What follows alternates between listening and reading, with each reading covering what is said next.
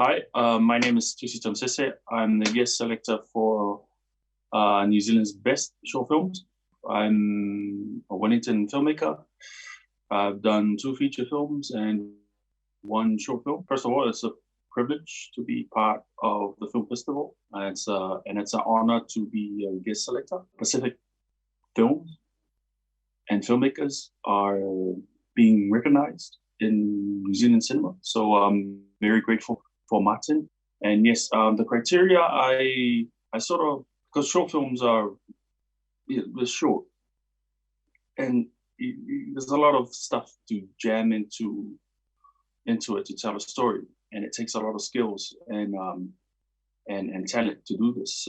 So I wanted to see original characters, unique worlds, and see how these filmmakers utilize elements of film, like different departments, into telling their stories. So I think those 6 films, for me, sort of encompass what I was trying to look for.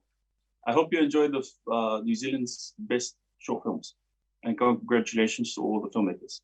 Wonderful, thank you.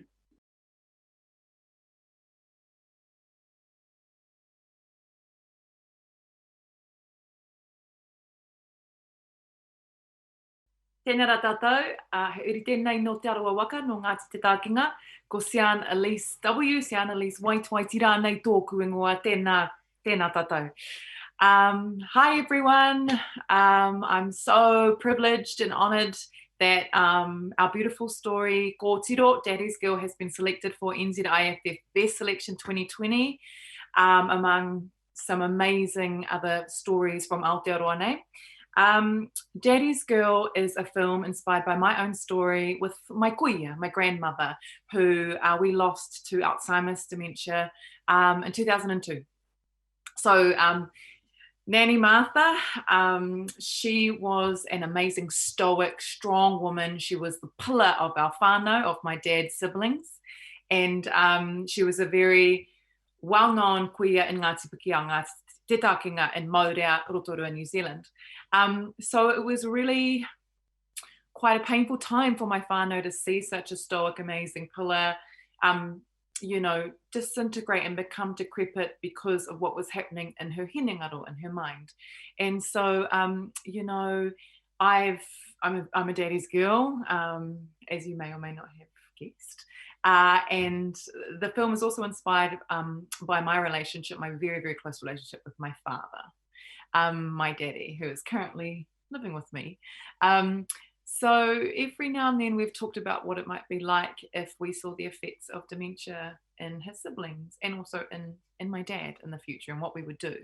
So this story was sort of thought up in an afternoon at my house when I was flatting in Auckland, and it had been on my heart since 2016, and the summer of 2017-18, I decided to write it in a day and apply for fresh shorts. We applied for the funding and got the funding, and then shot it last March and finished it within the year. So yeah, NZIFF Best is the world premiere of Ko Tiro, Daddy's Girl. It's a film in te reo Māori.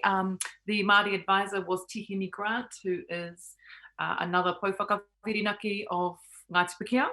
And also I'll note that the reo is still growing. It's not definite, hara te matatau. I'm not someone who is an expert in the reo, but I do love and appreciate the reo, and my grandmother and grandfather were native speakers. And, it's often said that people, Māori who suffer from dementia, often revert back to their mother tongue, to te reo, when they are affected by the illness. And I often heard Nan sort of speak in both reo and mostly reo towards the end. So yeah, that is the story. It is funny, it is light, it is silly, it is a little bit like a toddler that is just learning to walk. So it was my first film and I love every part of it. And I'm just so grateful to be able to share it with you all. Thank you from the bottom of my soul for engaging. Ngā mihi nui kia koutou, ngā mihi aroha, tēnā tātou.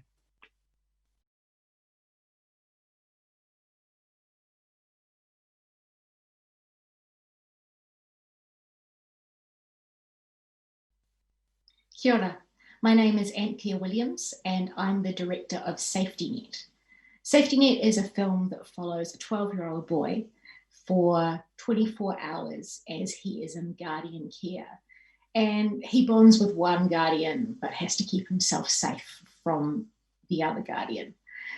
Where did we get this idea? So Julian Linac and I worked together a lot. Julian wrote the short film. And he actually had a friend who was a primary school teacher who was asked to care for a young man who was in guardian care because they got on really well as primary school student and teacher. And from there, we created this world. It was really exciting to work on Safety Net. I've been directing theatre for a very long time. And in the last couple of years, I've moved over into film work, mainly doing a lot of script development work. And it was really exciting to get behind a camera. I'm not going to lie, I was pretty shocked by how many people we had to jam into the motel room in order to make this film, but it was really rewarding. I have a cast of 3, and I had worked with some of the people in the cast before developing new work, but I had never worked with William Best. Our film was written for a 12-year-old boy with cerebral palsy. And we found William Best, who is a 12-year-old boy with cerebral palsy, except William turned 13 on the first day of shooting. So I always kind of change up how old the character is because it felt like such a significant birthday for him.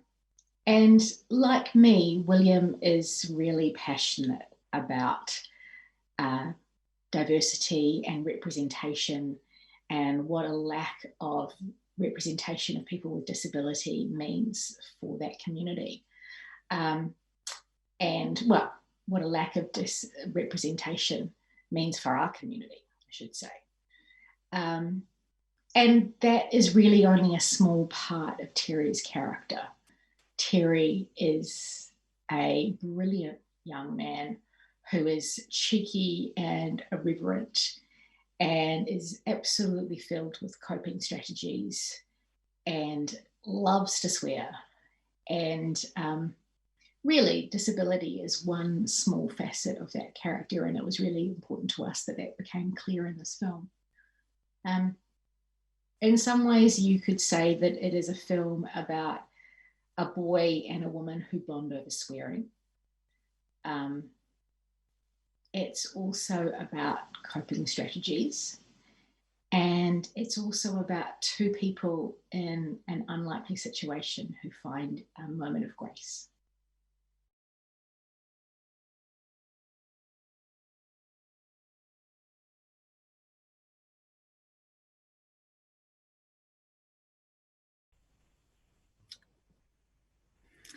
Hey everyone, my name's Claire Van Beek and I'm the writer and director of the short film called Daniel. Thank you so much for watching it. It's really great. We make films for audiences, so without you, we wouldn't be making films. So thank you so much.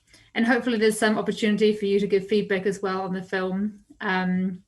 Being mostly online this year, we're not going to have the opportunity to engage with the audience like we would usually. So please feel free to get in touch should you have anything that you wish to discuss or let us know about the film. That would be super awesome. So yeah, I just thought I'd tell you a little bit about the film. The idea for the film kind of came from 3 places. First of all, when I was a child, school primary, went to a convent, and I was so inspired by this trip to the convent, I was so amazed by the kind of simplicity of lifestyle that the nuns had and their sense of purpose. This was a cloistered, walled-in convent. And I just loved the simplicity of their lifestyle with singing and devotion and collecting snails to feed to their chickens. They had this amazing wafer making machine, and I was just struck that that was quite a good way to live life. And then that matched with stories that my dad used to tell me of growing up in the Catholic Church. Good stories for a change, about how when he was a young boy in the Catholic Church, he just felt as if he was just bathed in this pure golden light, and it was so special to be a young boy in the Catholic Church. And his sense of religion was so strong. But then what I found quite sad about that, as an adult telling me about this, he says that he's never been able to find that feeling again. And I was really interested in that, of if when the complexity of adulthood comes into our life, do we keep searching for perhaps that more simplicity of childhood? So I was interested in that. And then I just had these kind of visions or images of red, which if you watch the film, you'll see is kind of an image that goes through the film, mixed with this dream that I had of a woman, which I can't really tell you much more about, otherwise I'd be giving away the film. So so I piled all those things together, and it just came together just so beautifully. For instance, there was always going to be a lizard in the film. Spoiler alert, there's a lizard. And as I researched lizards, I then learned about locusts, because you feed locusts often to lizards. And then as I learned about locusts, I was so struck by their life cycle. And they have this adult nymph egg life cycle, which to me was a beautiful parallel for the Father, Son, and Holy Ghost of the film. And so that was really fun. And I actually brought a locust breeding enclosure and bred locusts at my home before the film started, and then the film was delayed for about 6 months. So I had these locusts living at my house for about a year, and they're the creepiest, funniest, most hilarious things. They should definitely not be allowed in New Zealand. They mate all the time. It's mating, walking around, mating, eating, mating, drinking, mating. It's just hilarious. And although when we put them on set, they just didn't mate for us. They're a bit camera shy. But it was a lot of fun having little locusts on set. So we just had the most incredible time shooting down in Featherston. The set speaks for itself. It's an absolutely stunning location. We have team from Auckland and Wellington, and everyone just came together and put all their heart and soul into the film, and I thank them dearly for it. Making low budget shorts can be quite tiring. You don't have a lot of resources, so your resources are your people, and everyone came to the party on Daniel, and I think that shows in the results, because we couldn't have done this film without any single member of the team. They all made it what it is. And guys, if you're watching, thank you. Mucho aroha.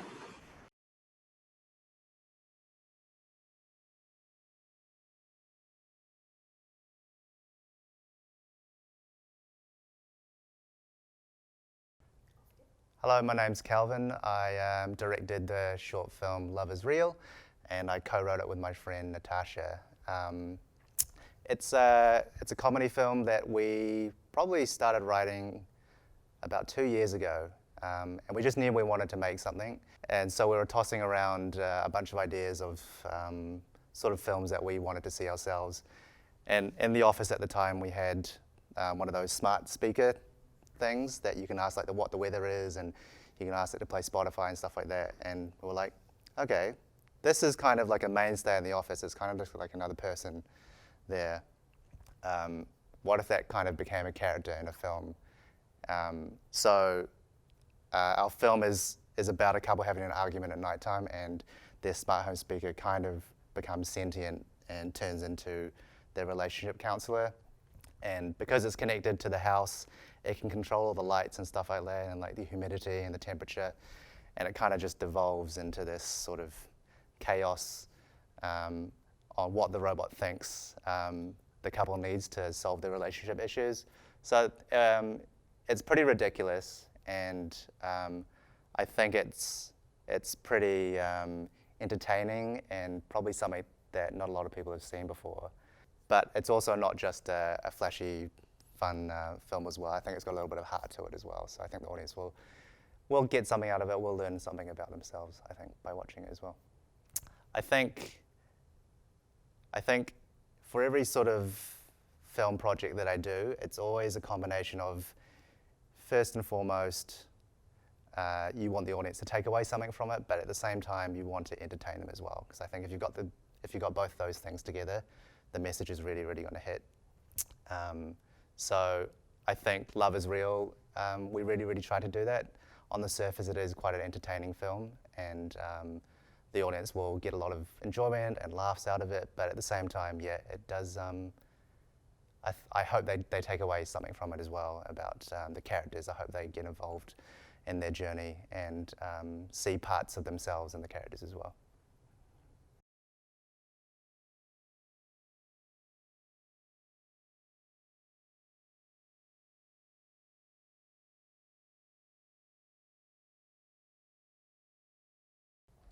Hi, I'm Robyn Grace and I'm the writer and director of Oranges and Lemons. My film is about a memory from my childhood, about walking to school across the paddocks in rural New Zealand in the mid-70s. It's about bullying and about girls' place in the world and what's sort of expected of you, what was expected of you. Times have changed, hopefully. But bullying's the same. That doesn't change.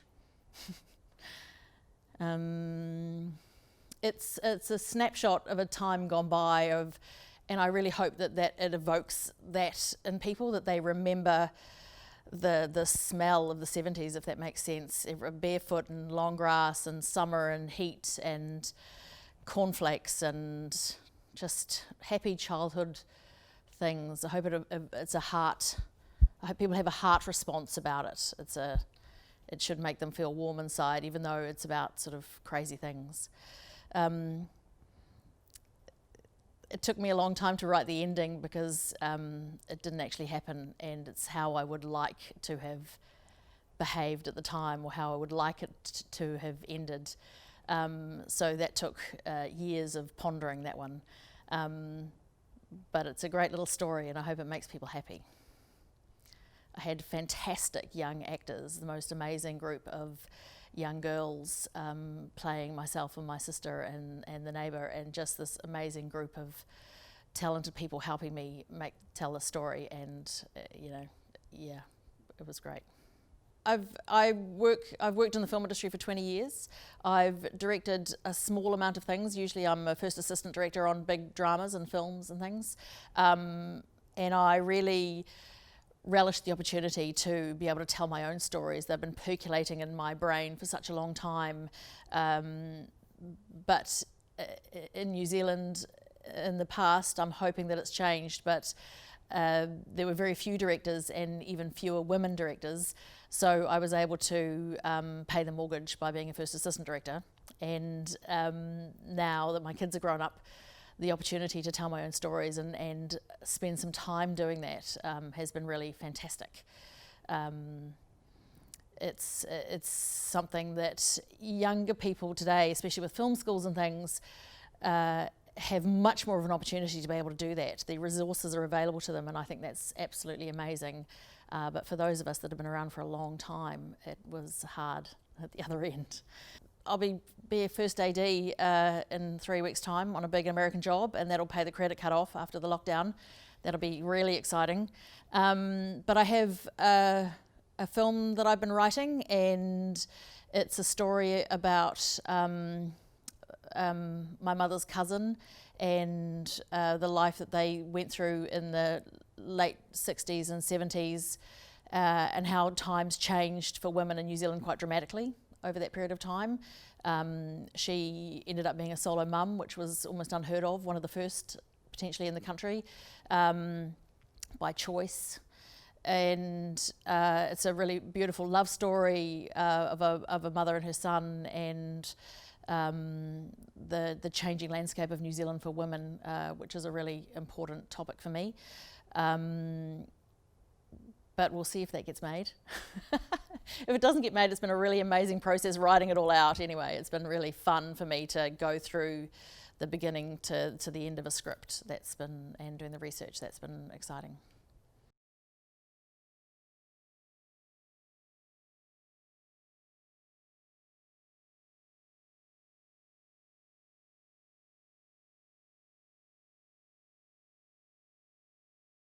So I wrote and directed the short film Pain, and it was about an experience that I had as a child growing up.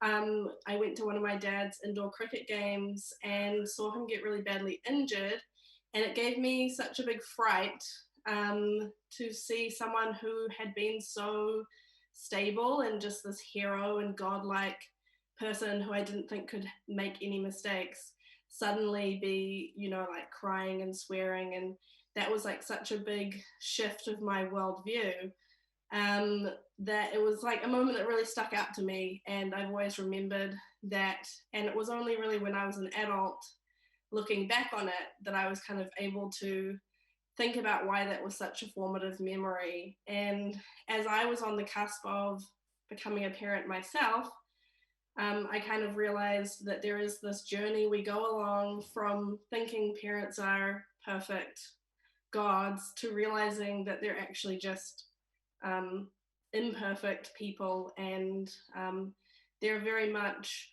weak and strong and everything in between, and they're not just this one hero status. We were really lucky when we came to film Pain that we had a lot of indoor sports centre locations around Auckland to check out, and we found one in Waitakere which was just perfect and had the exact right atmosphere of not being too flash and modern, but just like an every town very like classic Kiwi sports centre. And the colour palette in that centre really like lined up with what we were wanting for the whole film, so it just worked out really well. Throughout the process of making this film and talking to a lot of people about the sort of themes and messages behind it, I think one thing that's come up over and over again is how universal an experience it is the first time you see your parents cry. And this film is really about capturing that shift that you have as a child to realizing that your parents aren't perfect. I think Pain, like a lot of films that I've made, is almost a note to myself. And for me, it's a note, just as I became a parent, to say, it's okay not to be perfect.